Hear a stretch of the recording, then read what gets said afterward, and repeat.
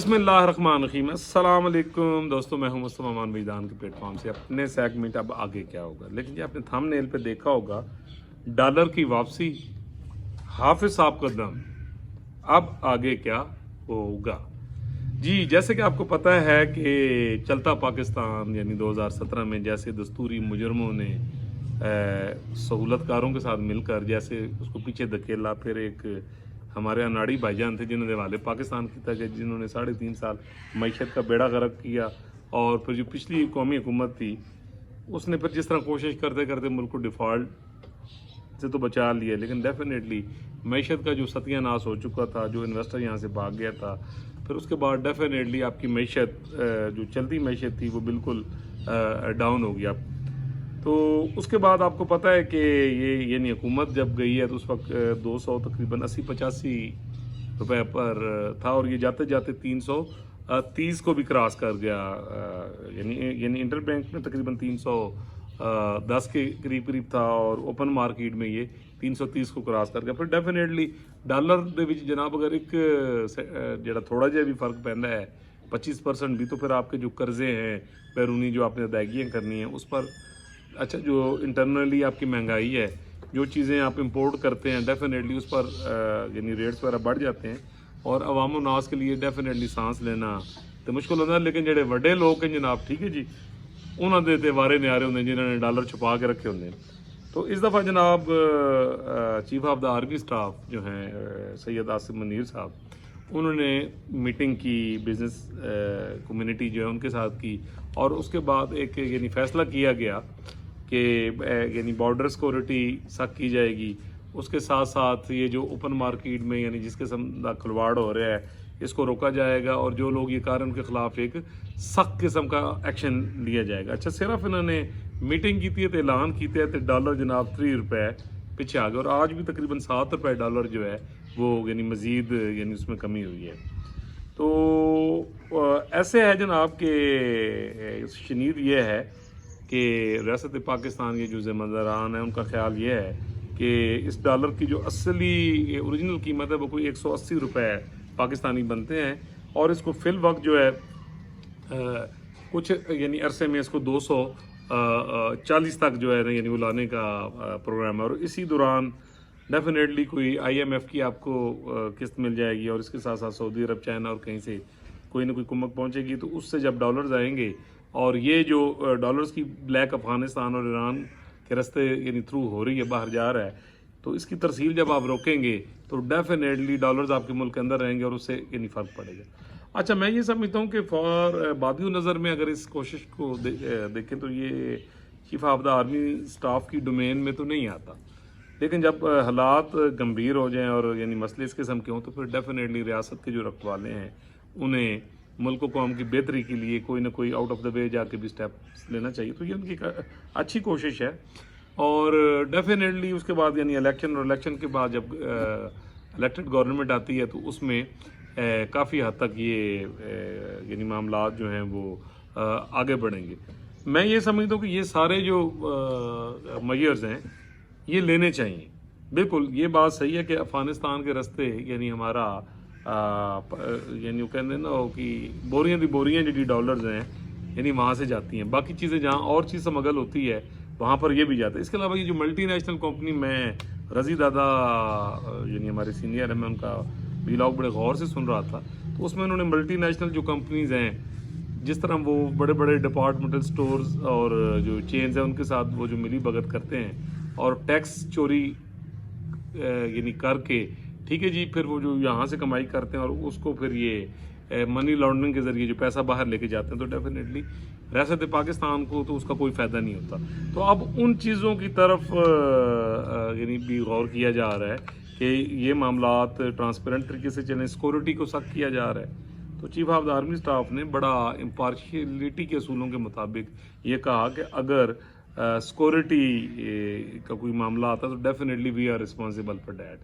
ठीक है जी, तो ये बहुत बड़ी बात है। पाकिस्तान की हिस्ट्री में शायद पहली दफ़ा किसी ने यानी इस तरह की बात को एडमिट किया और उसको माना है और यानी इस तरफ तवज्जो दी है।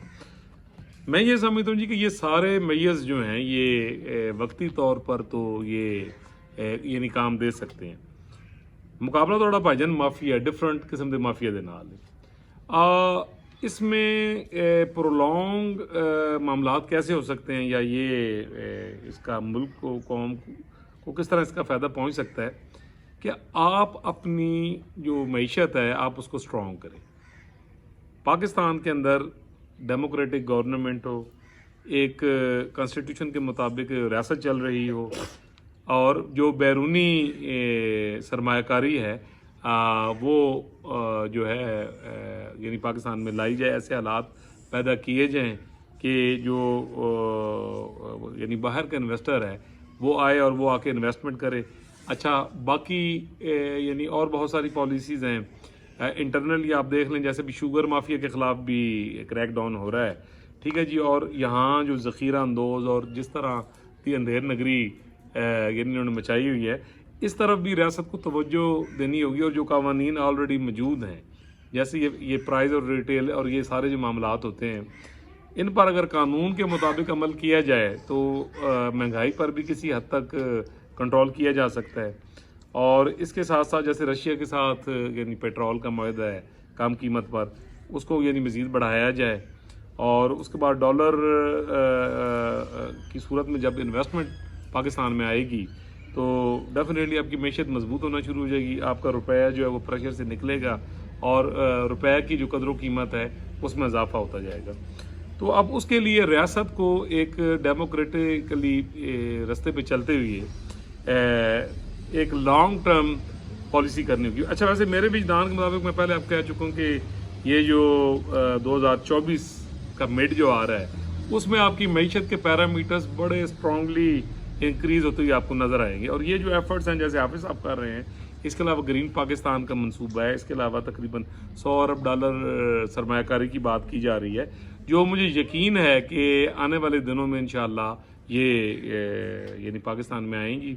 और उसके लिए बहुत ज़्यादा ज़रूरी है कि जल्द अज जल्द इलेक्शन की तरफ जाकर तो एक डेमोक्रेटिक जो गवर्नमेंट है उसको लाया जाए, और उसके बाद जो है